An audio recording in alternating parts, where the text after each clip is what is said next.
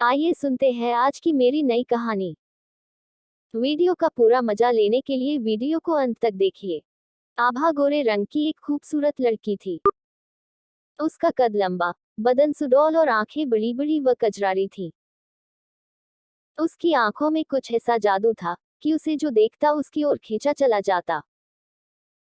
विक्रम भी पहली ही नजर में उसकी ओर खींच गया था। उन दिनों विक्रम अपने मामा के घर आया हुआ था। उसके मामा का घर पटना से तकरीबन 20 किलोमीटर दूर एक गांव में था। विक्रम तेजतर्रार लड़का था। वह बातें भी बहुत अच्छी करता था। खूबसूरत लड़कियों को पहले तो वह अपने प्रेमजाल में फंसाता था, फिर उन्हें नौकरी दिलाने का लालच देकर हुस्न और जवानी के रसिया लोगों के सामने पेश कर पैसे कमाता था। इसी प्लान के तहत उसने आभा से मेलजोल बढ़ाया था। उस दिन जब आभा विक्रम से मिली तो बेहद उदास थी। विक्रम कई पलों तक उसके उदास चेहरे को देखता रहा, फिर बोला, क्या बात है आभा, आज बड़ी उदास लग रही हो। हाँ, आभा बोली, विक्रम, मैं अब आगे पढ़ नहीं पाऊंगी, और अगर पढ़ नहीं पाई तो अपना सपना पूरा नहीं कर पाऊंगी। कैसा सपना? पढ़ लिख कर अपने पैरों पर खड़ा होने का सपना, ताकि अपने माँ बाप को गरीबी से छुटकारा दिला सकूं। बस इतनी सी बात है। तुम बस इसे इतनी सी ही बात समझते हो, और नहीं तो क्या।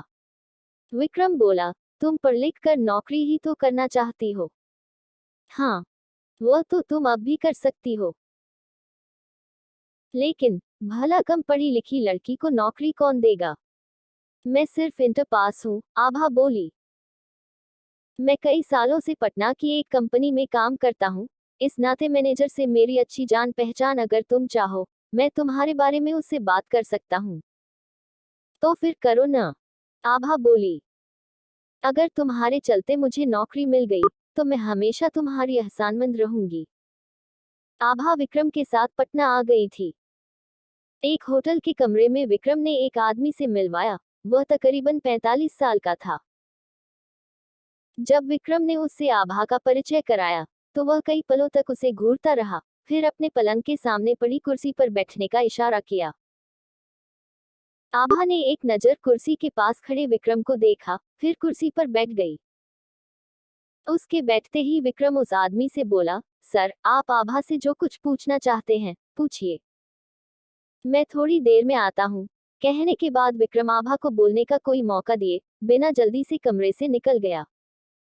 उसे इस तरह कमरे से जाते देख आभा पल भर को बौखलाई, फिर अपने आप को संभालते हुए तथाकथित मैनेजर को देखा।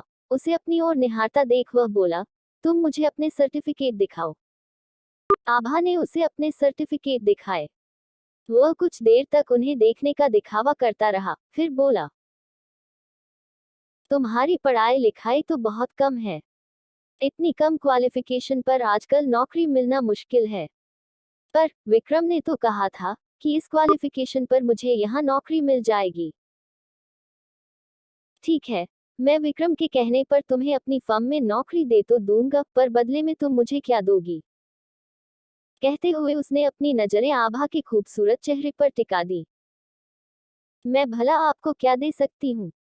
आभा उसकी आंखों के भावों से घबराते हुए बोली, दे सकती हो अगर चाहो तो। क्या? अपनी यह खूबसूरत जवानी। क्या बकवास कर रहे हैं आप? आभा झटके से अपनी कुर्सी से उठते हुए बोली, मैं यहाँ नौकरी करने आई हूँ। अपनी जवानी का सौदा करने नहीं, नौकरी तो तुम्हें मिलेगी, पर बदले में मुझे तुम्हारा यह खूबसूरत जिस्म चाहिए। कहता हुआ वह आदमी पलंग से उतरकर आभा के करीब आ गया। वह पल भर तक भूखी नजरों से उसे घूरता रहा, फिर उसके कंधे पर हाथ रख दिया। उस आदमी की इस हरकत से आभा पल भर को बौखलाई, फिर उसके जिस्म में गुस्से और बेइज्जती की लहर दौड़ गई। वह बोली, मुझे नौकरी चाहिए, पर अपने जिस्म की कीमत पर नहीं। कहते हुए आभा दरवाजे की ओर लपकी, पर दरवाजे पर पहुंचकर उसे झटका लगा। दरवाजा बाहर से बंद था। आभा दरवाजा खोलने की कोशिश करती रही, फिर पलट कर देखा। अब यह दरवाजा तभी खुलेगा जब मैं चाहूंगा। वह आदमी अपने होंठों पर एक कुटिल मुस्कान बिखेरता हुआ बोला। और मैं तब तक ऐसा नहीं चाहूंगा जब तक तुम मुझे खुश नहीं कर दोगी। उस आदमी का यह इरादा देखकर आभा मन ही मन कांप उठी।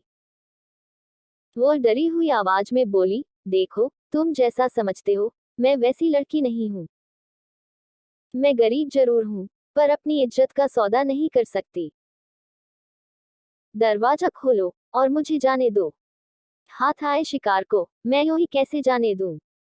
बुरी नजरों से आभा के उभारों को घूरता हुआ वह बोला, तुम्हारी जवानी ने मेरे बदन में आग लगा दी, और मैं जब तक तुम्हारे तन से लिपट कर यह आग नहीं बुझा लेता, तुम्हें जाने नहीं दे सकता।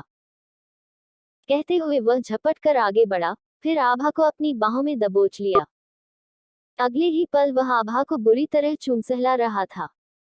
साथ ही वह उसके कपड़े भी नोच रहा था। ऐसे में जब आभा का अधनंगा बदन उसके सामने आया तो वह बावला हो उठा। उसने आभा को गोद में उठाकर पलंग पर डाला, फिर उस पर सवार हो गया। आभा रोती छटपटाती रही, पर उसने उसे तभी छोड़ा जब अपनी मनमानी कर ली।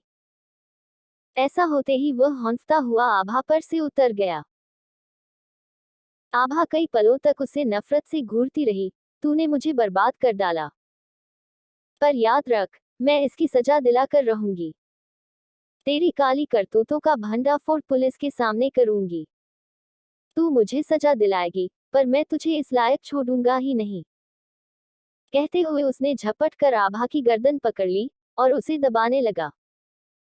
आभा उसके चंगुल से छूटने की भरपूर कोशिश कर रही थी, पर थोड़ी ही देर में उसे यह एहसास हो गया कि वह उससे पार नहीं पा सकती, और वह उसे गला घोंट कर मार डालेगा। ऐसा एहसास करते ही उसने अपने हाथ पैर पटकने बंद कर दिए, अपनी सांसें रोक ली और शरीर को शांत कर लिया। जब तथाकथित मैनेजर को इस बात का एहसास हुआ, तो उसने आभा की गर्दन छोड़ दी और फटी फटी आंखों से आभा के शरीर को देखने लगा। उसे लगा कि आभा मर चुकी है। ऐसा लगते ही उसके चेहरे से बदहवासी और खौफ टपकने लगा। तभी दरवाजा खुला और विक्रम कमरे में आया। ऐसे में जैसे ही उसकी नजर आभा पर पड़ी, उसके मुंह से घुटी घुटी सी चीख निकल गई। वह कांपती हुई आवाज में बोला, यह क्या किया आपने? इसे तो जान से मार डाला आपने। नहीं, वह आदमी डरी हुई आवाज में बोला, मैं इसे मारना नहीं चाहता था, पर यह पुलिस में जाने की धमकी देने लगी, तो मैंने इसका गला दबा दिया, और यह मर गई। विक्रम उसे घूरता हुआ बोला, जरा सोचिए, मगर इस बात का पता होटल वालों को लगा तो वह पुलिस बुला लेंगे। पुलिस आपको पकड़ कर ले जाएगी और आपको फांसी की सजा होगी। नहीं, वह आदमी डरी हुई आवाज में बोला, ऐसा कभी नहीं होना चाहिए। वह तो तभी होगा जब चुपचाप इस लाश को ठिकाने लगा दिया जाए। तो लगाओ, वह आदमी बोला। यह इतना आसान नहीं है। कहते हुए विक्रम की आंखों में लालच की चमक उभरी। इसमें पुलिस में फंसने का खतरा है, और कोई यह खतरा यूं ही नहीं लेता। फिर कीमत लगेगी इसकी कितनी? 5 लाख। 5 लाख, यह तो बहुत ज्यादा रकम है। आपकी जान से ज्यादा तो नहीं, विक्रम बोला। आपको कीमत ज्यादा लग रही है तो आप खुद इसे ठिकाने लगा दीजिए। मैं तो चला। कहते हुए विक्रम दरवाजे की ओर बढ़ा। अरे नहीं, वह हड़बड़ाते हुए बोला, ठीक है, मैं तुम्हें 5 लाख रुपए दूंगा, पर इस मामले में तुम्हारी कोई मदद नहीं करूंगा। तुम्हें सब कुछ अकेले ही करना होगा। डट विक्रम ने पल भर सोचा, फिर हाँ में सिर हिलाता हुआ बोला, कर लूंगा, पर पैसे? काम होते ही पैसे मिल जाएंगे। पर याद रखिए, अगर धोखा देने की कोशिश की तो मैं सीधे पुलिस के पास चला जाऊंगा। मैं ऐसा नहीं करूंगा। कहते हुए वह कमरे से निकल गया। इधर वह कमरे से निकला, और उधर उसने बेसुध पड़ी आभा को देखा। वह उसे ठिकाने लगाने के बारे में सोच ही रहा था कि आभा उठ बैठी। अपने सामने आभा को खड़ी देख विक्रम की आंखें हैरानी से फटती चली गईं। उसके मुंह से हैरत भरी आवाज फूटी, आभा, तुम जिंदा हो? हाँ, आभा बोली, पर अब तुम जिंदा नहीं रहोगे। तुम भोली भाली लड़कियों को नौकरी का झांसा देकर जिस्म के सौदागरों को सौंपते हो। मैं तुम्हारी यह करतूत लोगों को बतलाऊंगी, तुम्हारी शिकायत पुलिस में करूंगी। आभा का यह रूप देखकर पहले तो विक्रम बौखलाया, फिर उसके सामने गिड़गिड़ाता हुआ बोला, ऐसा मत करना। क्यों न करूं मैं ऐसा? तुमने मेरी जिंदगी बर्बाद कर दी और कहते हो कि मैं ऐसा न करूं। क्योंकि तुम्हारे ऐसा न करने से मेरे हाथ एक मोटी रकम लगेगी, जिसमें से आधी रकम मैं तुम्हें दे दूंगा। मतलब? विक्रम ने उसे पूरी बात बताई। सच कह रहे हो तुम बिल्कुल। अपनी बात से तुम पलट तो नहीं जाओगे? ऐसे में तुम बेशक पुलिस में मेरी शिकायत कर देना। अगर तुमने मुझे धोखा नहीं दिया, तो मुझे क्या पागल कुत्ते ने काटा है, जो मैं ऐसा करूंगा? तीसरे दिन आभा के हाथ में 2.5 लाख की मोटी रकम विक्रम ने लाकर रख दी। उसने एक चमकती नजर इन नोटों पर डाली, फिर विक्रम की आंखों में झांकते हुए बोली, अगर दोबारा कोई ऐसा ही मोटा मुर्गा फंसे तो मुझसे कहना। मैं फिर से यह सब करने को तैयार हो जाऊंगी। कहते हुए आभा मुस्कुराई। जरूर, कहते हुए विक्रम के होंठों पर भी एक दिलफरेब मुस्कान खिल उठी। दोस्तों, ऐसी ही ऑसम कहानियां पढ़ने और सुनने के लिए हमारे चैनल ऑसम कहानियां को प्लीज लाइक करना और अपने खूबसूरत दोस्तों के साथ शेयर करना और सब्सक्राइब करना। धन्यवाद।